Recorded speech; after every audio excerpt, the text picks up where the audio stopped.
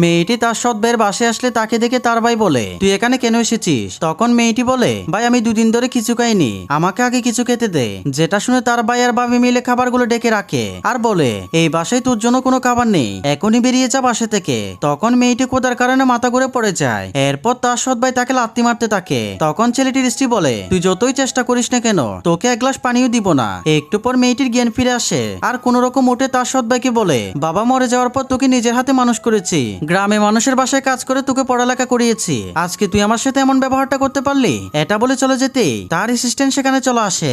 এরপর তার অ্যাসিস্ট্যান্ট বলে, ম্যাডাম এই নিন আমাদের নতুন কোম্পানির দলিল। যেটা দেখে এরা স্বামী স্ত্রী অবাক হয়ে যায়। তারপর বন্ধুরা কি হয় সেটি দেখার আগে তুমি যদি তোমার মাকে ভালোবেসে থাকো, ভিডিওটা একটা লাইক দিয়ে চ্যানেলটি সাবস্ক্রাইব করো। এরপর ছেলেটি আর তার স্ত্রী বলে, আমরা আসলে এতক্ষণ তোমার সাথে মজা করছিলাম। তখন মেয়েটি বলে, আমি তোমাদের এই কোম্পানির দলিলটা দিতে এসেছিলাম, কিন্তু তোমরা আজকে আমার সাথে যা ব্যবহার করেছো সেটা কখনোই ভুলার মতো নয়।